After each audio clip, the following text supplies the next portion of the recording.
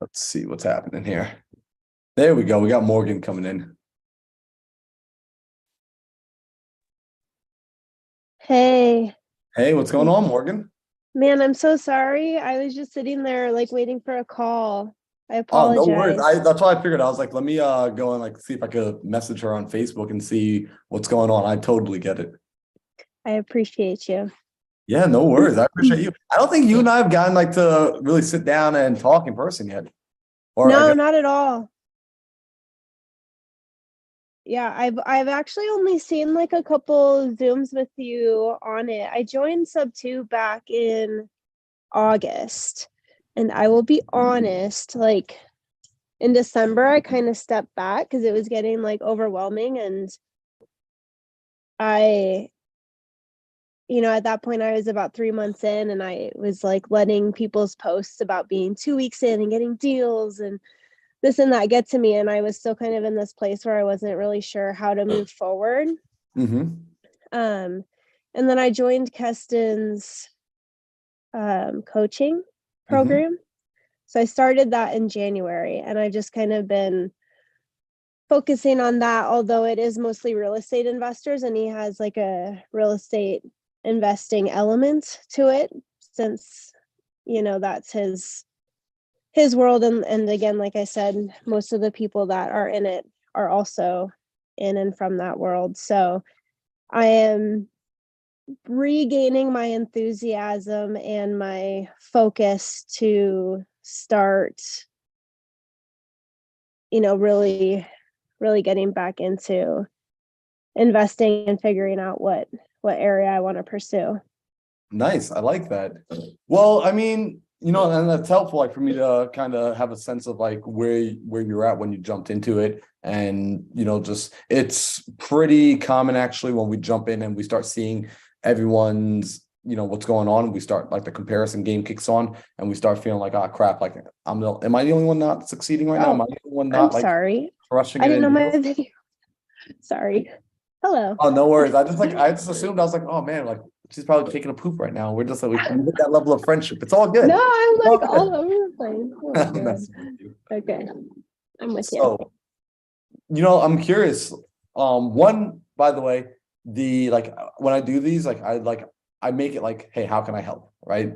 I like to do this like probably like once, usually like once a year. Like I always open up my calendar and it's all about what can I do to provide assistance, to provide help.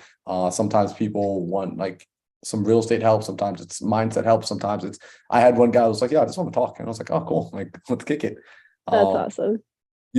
so I'm curious to know, like, as you're getting back into the swing of things and as you're really regaining that excitement, what is it that you're building towards? Um, Sorry, that's my dog coughing in the Oh, background. no worries. We got some dogs. So, everyone throws around financial freedom, and I don't want to do that. I don't come from real estate. I'm currently a bookkeeper. My degree's in accounting. I owned a gym for 6 years back in Iowa, and then we moved out to Colorado when I sold it, and it was kind of like a fresh start. I was like, I don't know what I'm going to do next. And so I just kind of fell back on my degree.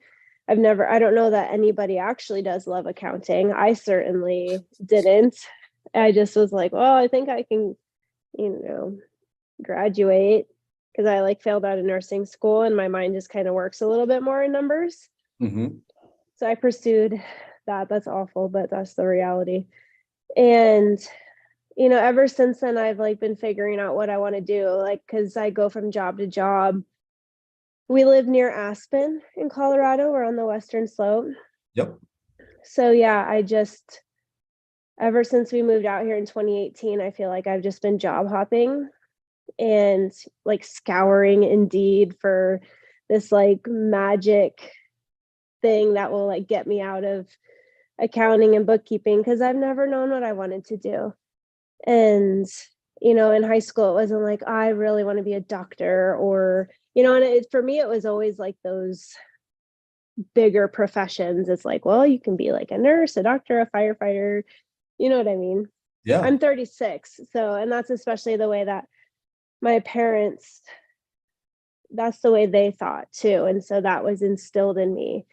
And so when I came across real estate investing, this was like just a little over a year ago now. It started, I found Bigger Pockets, and it was just investing in general. And then it like, after a few videos, I like learned about real estate investing. So for me, I again feel like it actually really interests me. My partner is an architect, he's an architectural designer. So, like, there's an element of fun that we have. I should just really focus on myself. I like looking at houses, I like looking at their potential. I like the idea of being able to do things that I want to do on my own time, because ever since we moved out here to Colorado, we've had 2 weeks of vacation a year. Like a W-2, you get Yep. 10 vacation days. So we would like have one full week where we would go like on a big trip, like we went up to Canada or whatever, Oregon. And then the other week we use like sporadically throughout the year. And I was like, I can't do this for the rest of my life. I want to be able to go somewhere for 2 weeks or a month and like not worry about having to pay my mortgage or my rent. And now we have a son, and like I started working out again, and I do CrossFit. Are you familiar with that? Oh yeah, I'm very familiar with CrossFit. Okay, so I really, like I said, I'm 36, and my son's 2 now, and I sort of like fell out of working out and feeling good about myself. And I'm sorry if I'm going like way off topic. No, this is helpful. It helps me understand your situation. Okay. I was like buying supplements because I'm like, I need to go all in. I need to like train appropriately. Like, if this is actually my goal, I need to have my actions like realistically working towards it. So I bought a bunch of supplements, and like I was like, okay, is this okay that I'm buying all of these? Like, it averages out to this a month, so we can put this in our budget. And then like I took my son out of gymnastics last month to put him in swimming, and I was like, well, I could have like done both. Let's see, how does that work out financially? And I don't want to limit his opportunities or my dreams and opportunities or anything because we're confined by like a career that can only make me 60 grand a year. Mm-hmm. So real estate investing is really exciting because I feel like it will open opportunities to live a more bountiful life. It will. And so I do see it as a means to an end in a way. I think it's an intelligent way to make money. So it's not just like, So, Morgan, can I ask you a question? yeah.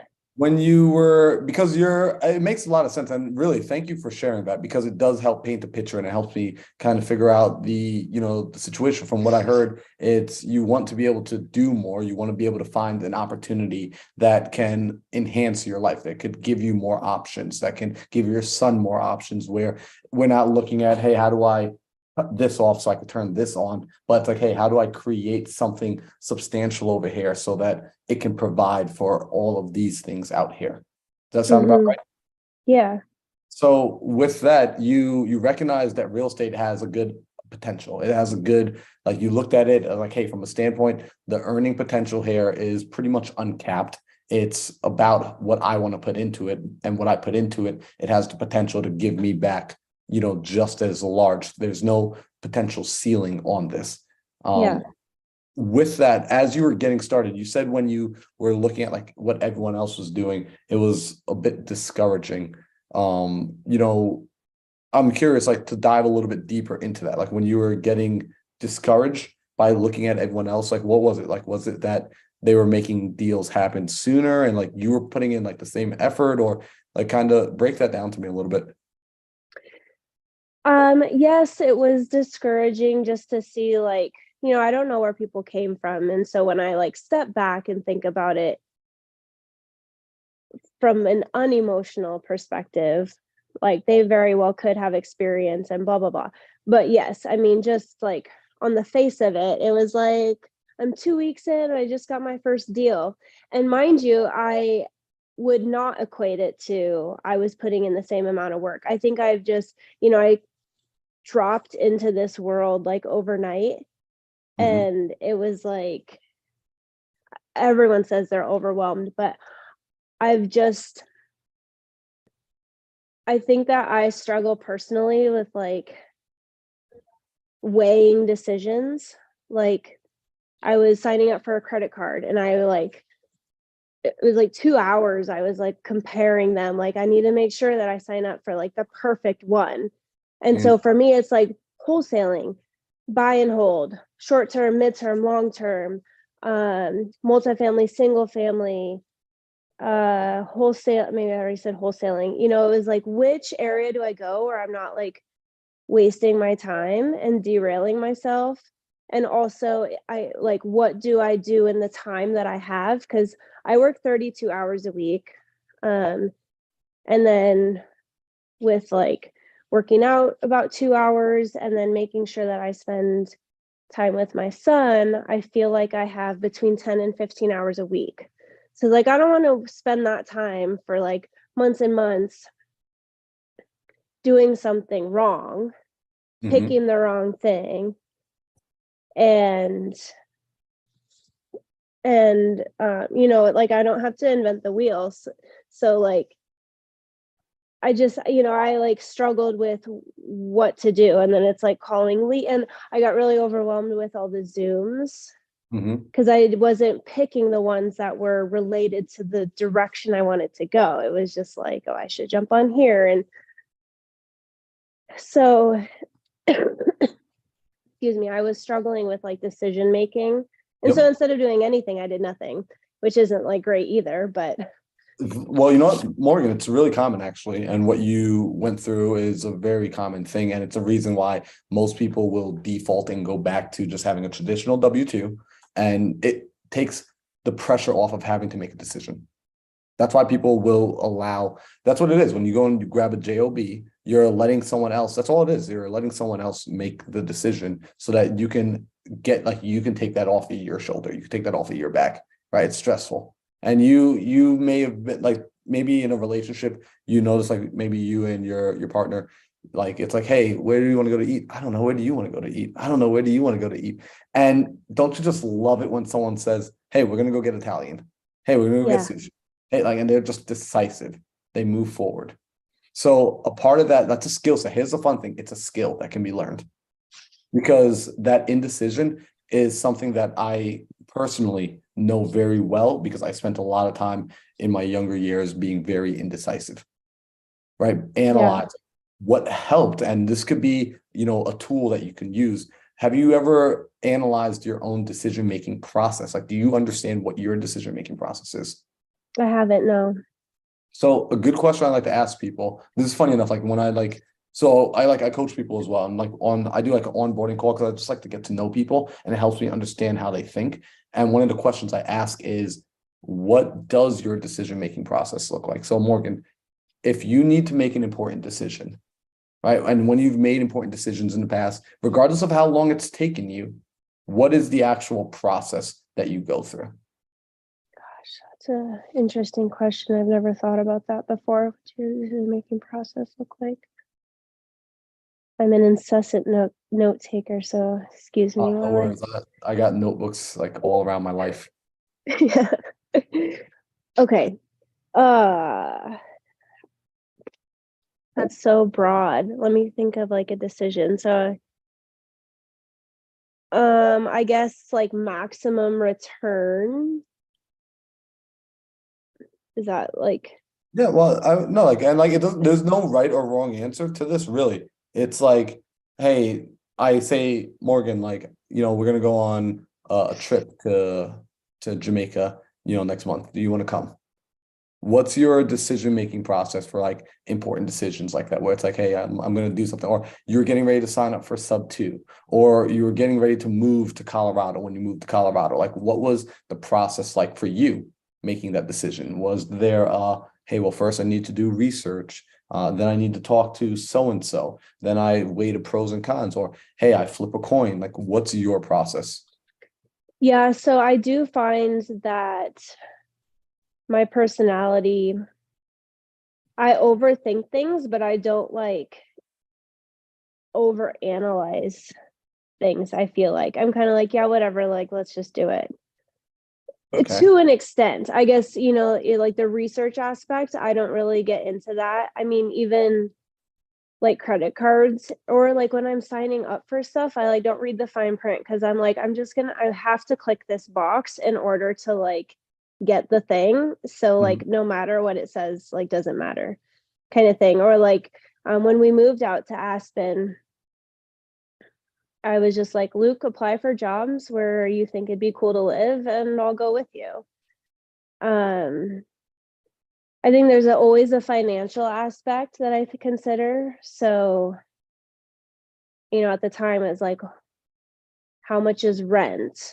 But I don't go like, how much are groceries? Are there good schools there? If we have a kid, like what kinds of activities are there to do? I'm like, that sounds cool. If like it sucks, we'll move somewhere else. Mhm. Going on a trip. Like now I'm kind of even to the point too where like I'm working for my friends at their business, and they have 5 vacation days a year. I was like, this sucks. But it's at the time I really hated the job and I wanted to help my friend out. So I was like, I just won't take pay. I'll take like time off without pay. So there is like I worry about money, but at the same time, I have this sort of mentality that like things will be fine. Okay. So even though, and it wasn't always that way, um, because when I owned my gym, I had no money in the bank, Okay. which was also sort of a little bit when we started making money when we moved out here, we were super frugal and like almost worried about money more, like Mhm. protecting it. But having my son kind of changed that because we had to spend money, and now I like don't worry about it as much. So sorry. I No, don't it's know if that interesting, right? helps. So I could definitely see why you labeled it as like overthinking, where it's like your mind will go through all the possibilities. And then when you finally do pull the trigger on something, it sounds like it's the trigger is being pulled more on not necessarily coming to a conclusion based off of just like, hey, here are the purely logical facts. It's more of like, it's almost like a fatigue of like thinking. And it's just like, all right, well, I'm just gonna do this because like I'm just tired of thinking about this, and it's going to be based off of how is this going to make me feel. That's quite accurate. Cool. And Yeah. it's good to know that. And here's why it's good to know that. If you're aware of what your decision making process is, you can do one of two things. You can obviously change it and adopt a new decision making process. And it's like switching operating systems in your computer. It just takes conscious effort. Or if you already know that this is your decision making process, you can speed it up.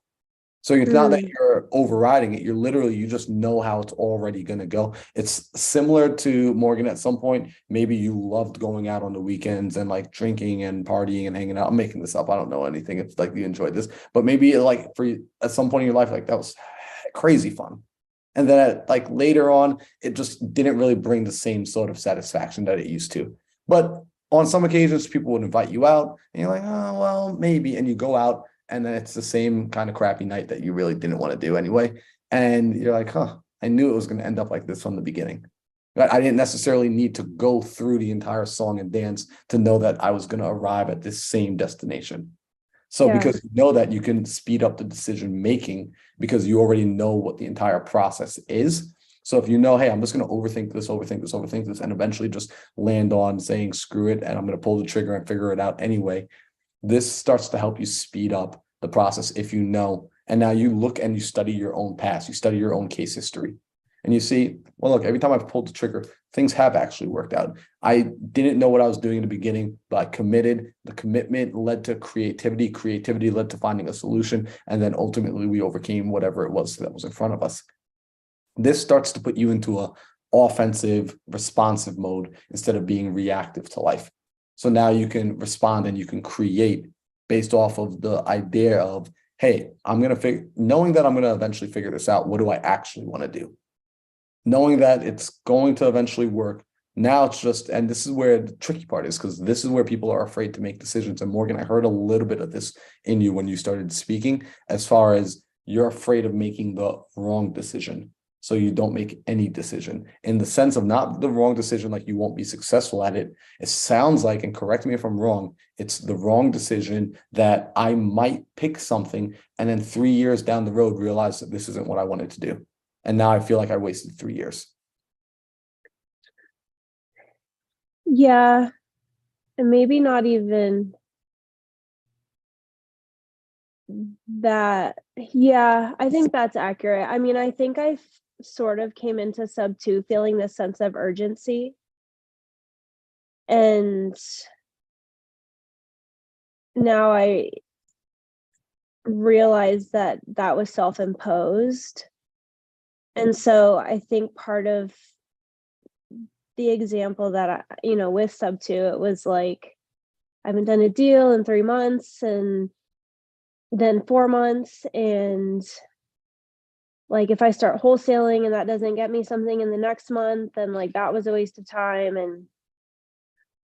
And yeah, I mean, it's definitely the time aspect, but I think also like fulfilling some sense of urgency that I felt as well. Like, if I do this and it doesn't get me the results, then I made the I don't know.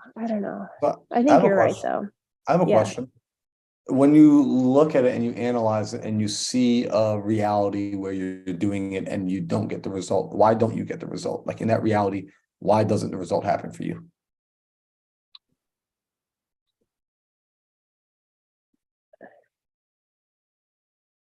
Maybe it's less that it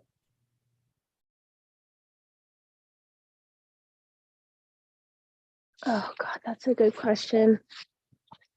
Maybe it's less that it was like the wrong path. I think there's an element of like enjoying it, but I realize now that sometimes you just do something for I don't know, the results. Like, a lot of people don't love wholesaling, but they do it to get capital. Mhm. You know.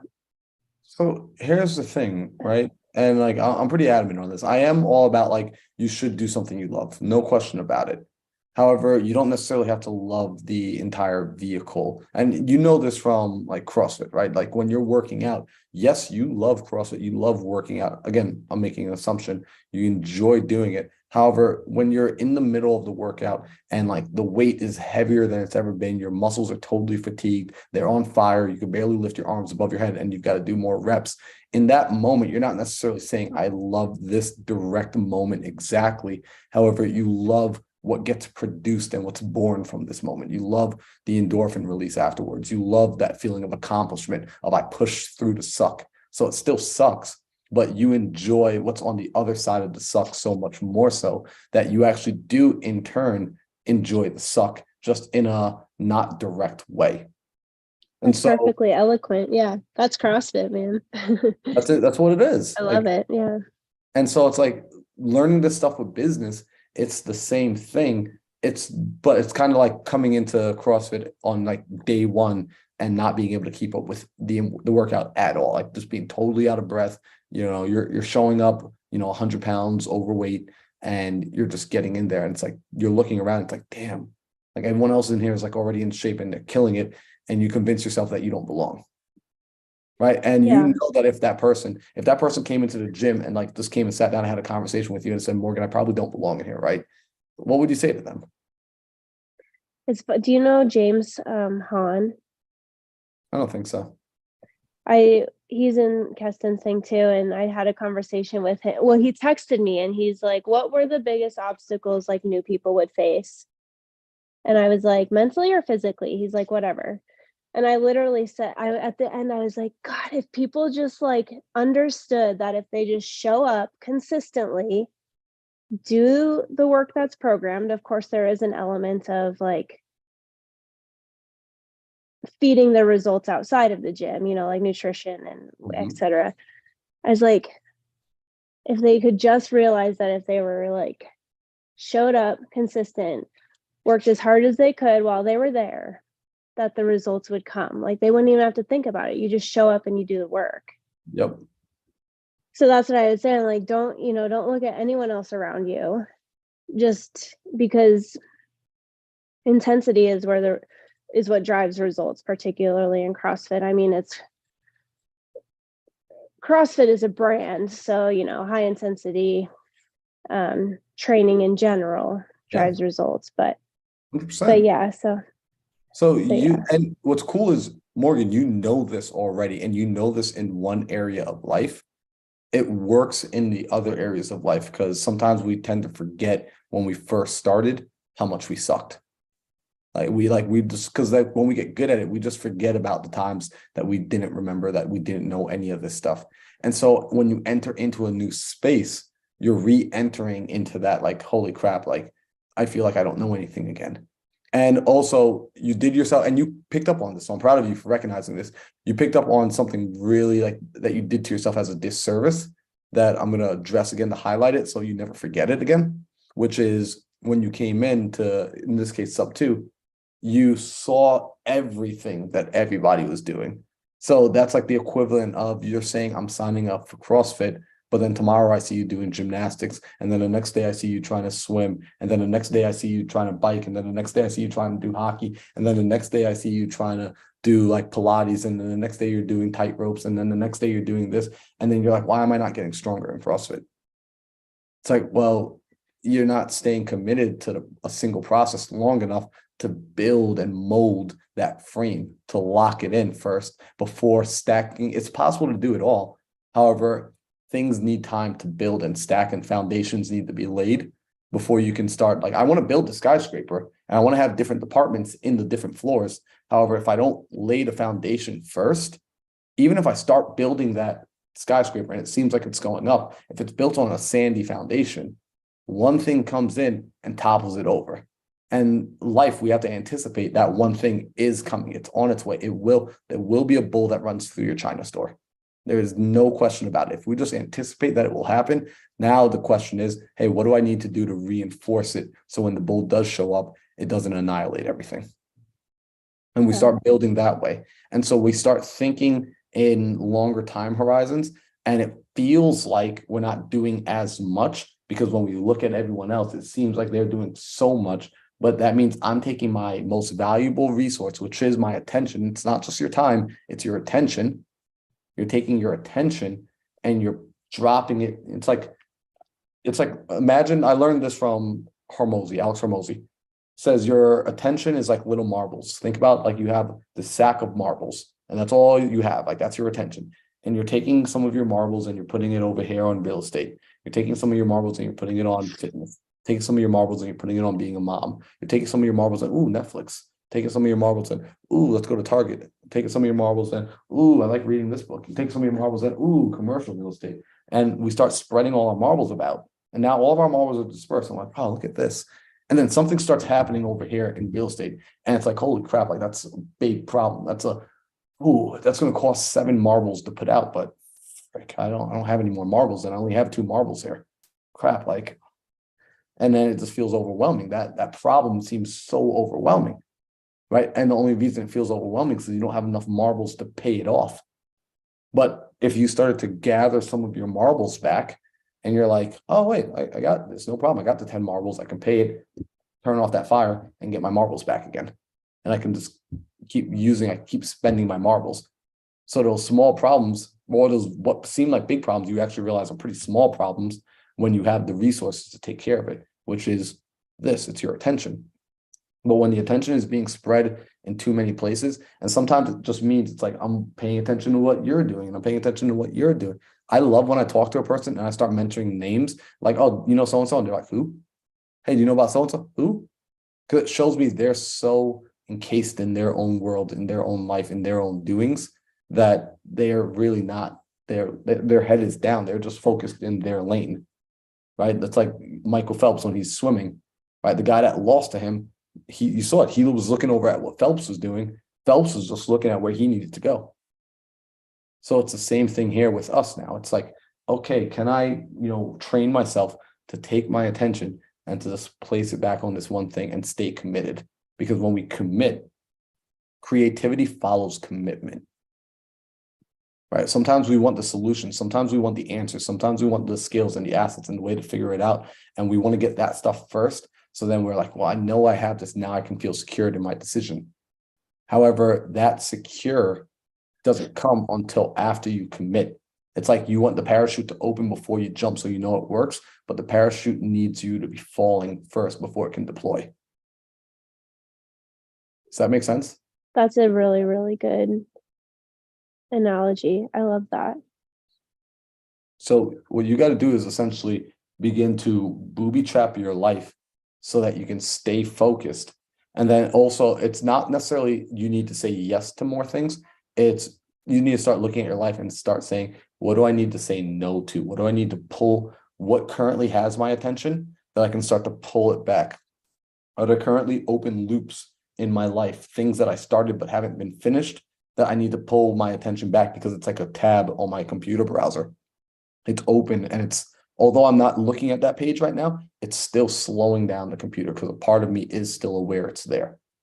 What are some places I can bring my focus back? There are some people who can handle the chaos, but I promise you, they are far and few in between. They are the exception. They are not the rule. So like when I look at certain entrepreneurs and they can thrive in this world of chaos, that's a very specific personality type, and it is a very rare personality type. Most everybody else needs to focus on a single thing. And even when you look at those people and it seems like they're thriving in chaos, get close enough and you see they're not doing a lot of things. They're doing one thing and they're doing it so well. And then they bounce to the next thing and they bounce to the next thing. And they built up a system that even after they bounce off to the next thing, this machine that they were just on keeps running for them, right? It keeps running for them. So it feels like they're doing a million things, but in actuality, they really are just doing one thing. Interesting. Yeah. So it's bringing that focus back. And that's where it comes back to, like, you recognize, you saw it. Like Morgan, what you saw, what inspired you to get into real estate, it's still there. That truth still exists, right? If it excited you and you saw a plan, it's making the plan. And then when you make the plan and a plan was laid out for you, it might have been wholesaling. It might have been, I don't know what the plan was exactly, but you saw the vision. The hardest thing to do now is, or I shouldn't even say the hardest thing to do. The thing that needs to be done is committing to that vision. Whether it takes a week, whether it takes a month, whether it takes a year, whether it takes 10 years. If you feel like I don't want to spend 10 years working on this vision, then you haven't made a vision that resonates enough with you. Right? But you need to be able to look at a vision and say, am I willing to commit my life to this, my existence to this, my being to this? Am I willing to do this until it happens? If the answer is no, then go back to the drawing board and keep tinkering around until you find something you were like, oh, hell yeah. And it might just start off as a spark of like, you know what? I'm willing to commit to this. I don't know for how long, but I'm going to ride this thing. And I'm committing to get into this milestone. Like there has to be destinations that you're like, look, I'm going here no matter what. Because you're going to learn something about yourself. It's like finishing the workout. You learn something about yourself by saying, you know what? I said I was doing 100 reps. I don't care how tired I am. I don't care if I've got to do these one at a time. I'm going to get there. And then if you get there and it sucks, it's like, cool, I'm never doing that one again, but I'm glad I finished it. Yeah. Does that make sense? It totally makes sense. So I feel like you know this. And I think that I also know that sometimes it's helpful to hear it from a voice outside of the voice in your head. Yeah. Like sometimes it's a confirmation to realize, oh, wow, okay. I that part of my brain, that part of my mind that was thinking this, there's something here. There's something to this.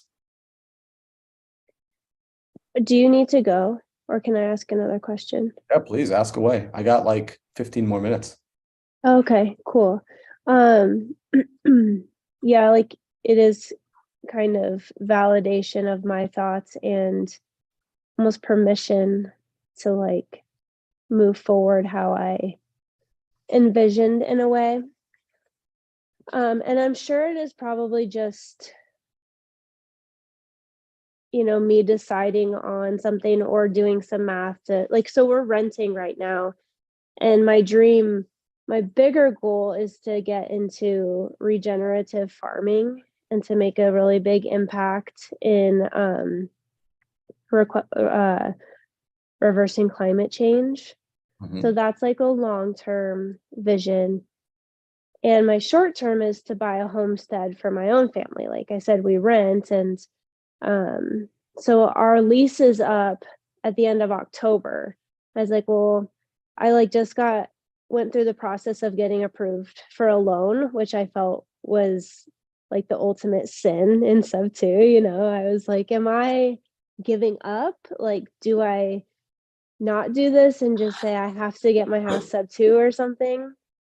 But and I had to get approved by myself, and I wasn't approved for much. So that was, especially in the market that we're in, it wouldn't buy us anywhere near what we want, which we could get something in between, like the dream home. But I guess what I'm asking is like, so I have about $20,000 in my bank account, in my savings account, and I just, that's where I get all torn up. I'm like, do I like put a goal to make like $100,000 in wholesaling by like July, and then try and buy like a house? Or do I reinvest that? Do I get a house with a loan? I don't want to keep renting because it's like I'm paying someone, I'd rather pay rent to myself via a mortgage, even if it's through a bank, versus like sub two or seller finance. And feel like I've invested in real estate? Or do I think that's partly where the sense of urgency comes from a little bit. And like my son's too. And I'm like, I want to have him growing up, because right now he goes to daycare, and the daycare that there's not a lot available. They like watch TV all day, and it like crushes me because he's not like learning anything, and his like little brain is just like, so I feel this urgency of like, I need to get him out of that daycare and like, growing up like on a farm, and he like helps with the chore. I mean, I'm not even I didn't come up from a farming background, so I know it sounds super nerdy to people that like aren't into that. But I just like, there's something, we love being in Colorado and being outdoors and stuff. And I don't know, it's just like become my dream. And so that's, I think, partly where I get hung up is like, should I wholesale for like until I make $500,000 or $100,000, and then do I get my homestead? And that this is where the overthinking happens. So here's the thing, because it's good. You're good to think about this stuff, right? It's better than not thinking about this. I'm like getting hot. So I'm getting all worked up. I'm getting worked up. So I don't know what to do. Think about this. Sequencing matters. Sequencing matters a lot, right? If I'm going to go bake a cake, right? And I'm like, all right, cool. I got all the ingredients, and I got the pan, and I got the oven, right? The sequence and order of which I do things make a difference. I wouldn't just turn the oven on, put the pan in, then take the pan out after 45 minutes, then crack the egg, put the egg on top, and then pour the powder. And like, although I've got all the ingredients, right, I did it in the wrong sequence. People are going to be like, what the hell did you do? Right. So I've got to do things in the right sequence. So the right sequence, if we want to think about it, is if we think about the circle of wealth, there's earned income, right? So we buy and sell to create cash. Right, simple. I'm going to say that one more time. We buy and sell to create cash. Doesn't matter what you're buying and selling. In this case, we're talking real estate, but let's just forget real estate in general. We're just talking with a framework. We buy and sell to create cash so that we can buy and hold to build wealth. We buy and sell to create cash so that we can buy and hold to build wealth. Okay. There has to be something that we're buying and selling to start earning income. We got to figure out some form of earned income first. That well needs to be established before we can worry about building the kingdom, before we can worry about building the village, before we can worry about settling down. We got to go find a well. We got to go find a source of nutrients, a source of water.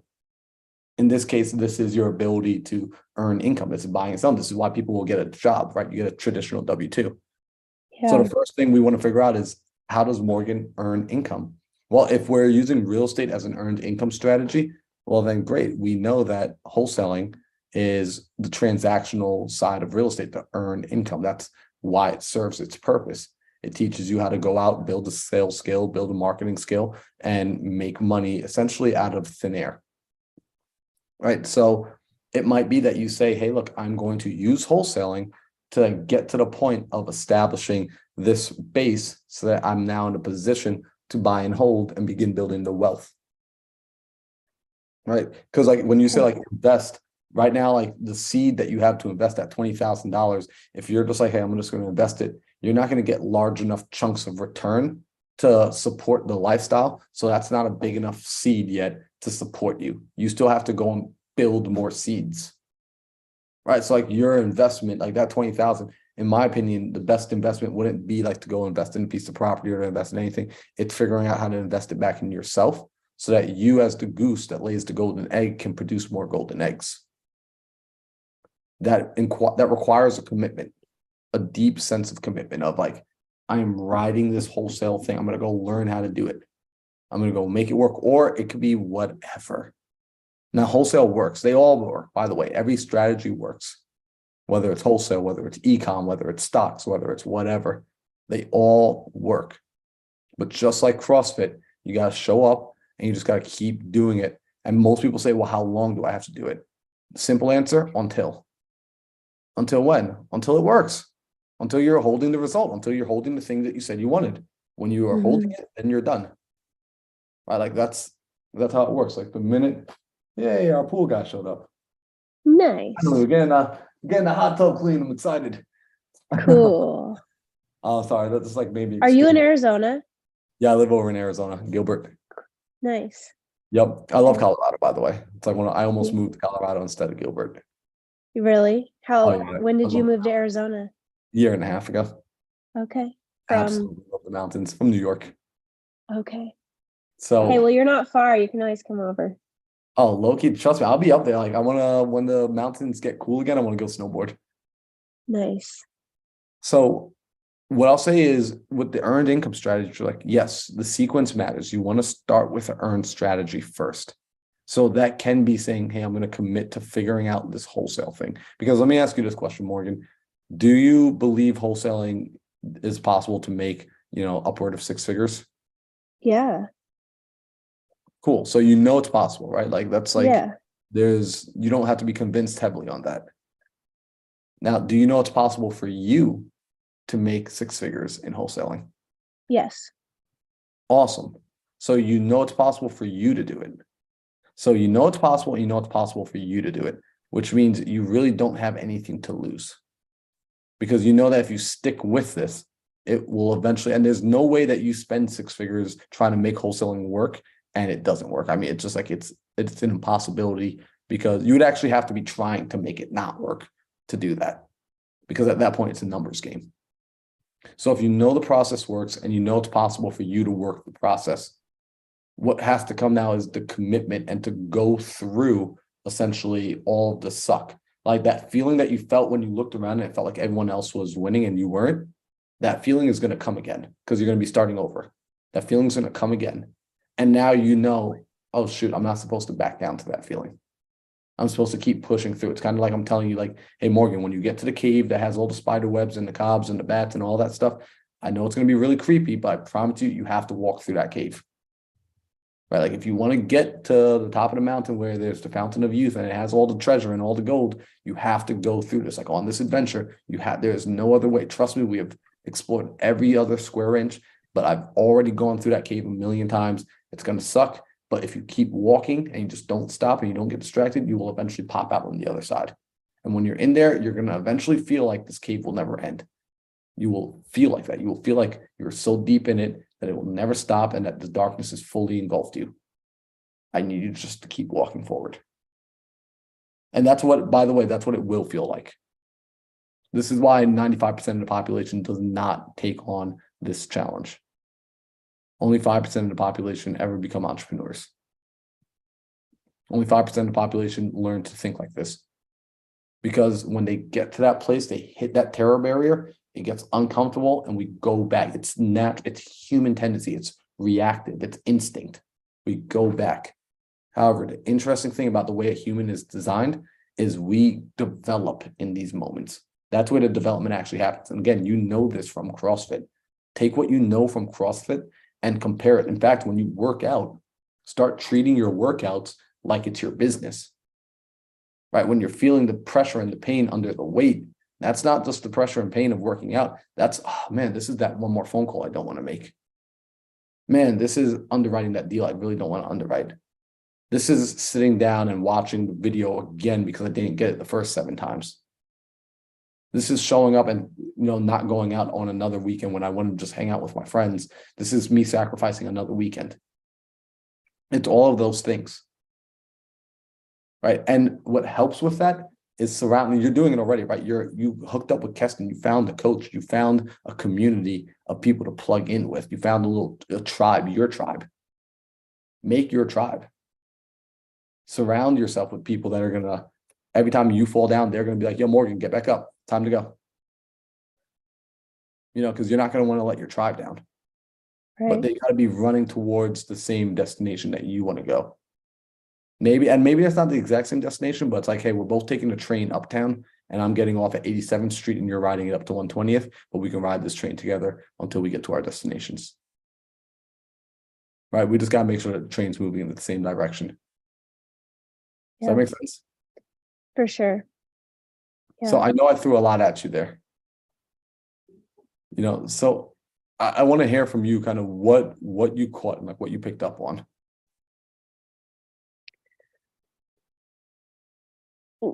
So this isn't answering that question, but where my brain was going and I kept having to like pull myself back was like, but what if I don't know how to overcome an objection?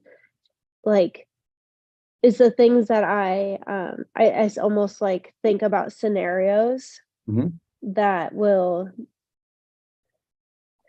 either that I won't be good at, like maybe failure scenarios. Like, what if I'm unable to close deals, and so I keep not getting deals because I like blow it, and so then should I like get on a team to learn how to do things, or do I like see how it goes and then consider getting on a team? And so then when you brought up like that I have a tribe, I have other people, I'm like, well, I can like reach out, like tackle those obstacles as they come. Don't like worry about them now as a barrier to even starting. So here's the interesting thing. You can mentally deal with hypothetical problems for the rest of your life because there's an infinite amount of hypothetical problems. Or you can go out and create real problems. The only difference is one set of problems produce results in your life and the others doesn't. They're both problems. Yeah. So I'd rather you deal with the real problems. Go out and create chaos. Go out and screw stuff up. Mess it up. Teach yourself to play the game to win. You're playing the game on defense right now. You're trying to play the game not to lose. That is a losing formula. If you decide to play the game on defense, that is, you've already lost the game. Play the game on offense. Go screw it up. What if I screw up this call? Cool. Go screw it up because now you're going to learn. Yeah. What happens when you screw up other things in your life? What happened when you touched the fire when you were younger? You got burned and now you don't touch fires anymore. You gained experience. You gained knowledge. You gained something from it. There are no losses. You either win or you learn. So you've got to allow yourself to go out there and learn faster. All the people that you see that you think are crushing it, the truth is they make more mistakes than you. Because they know like, hey, none of these mistakes stop. It's not over until this life is over. There is no mistake that you can't come back from. People have gone out to lose millions and millions and millions of dollars and rebuilt the entire thing because they played the game on offense. But if you only worry about playing the game on defense, then Morgan, I will tell you, you've got to then just go back and get a job. If you want to continue to play the rest of your life on defense, stay in a stable spot, get a W-2, don't become an entrepreneur. That hits me to the core. Well, it's the I truth. appreciate that. It I don't want is. to sugarcoat it for you. I appreciate that. Yeah, that's huge. Thank you for the blunt honesty. Now, with all that being said, the fact that you're asking these questions show that you want to improve. And the coolest thing about humans is we have the ability to improve. We have the ability to get better. Like, we absolutely can get better. So I'm going to also, I just realized the dog's outside. Daryl's dog is like running around, and I don't know if poor guy knows that there's a dog here. Better go get him, huh? Morgan, I hope that was helpful. It was amazing. I can't thank you enough. Awesome. Well, listen, if you ever need anything, shoot out, like hit me up, shoot me a message. Like, you got me on Facebook. I'll shoot you over my number. Shoot me a text message if you ever need help with anything. Okay. Thank you so much. All right, you're welcome. All right. I'll talk to you later. Take care.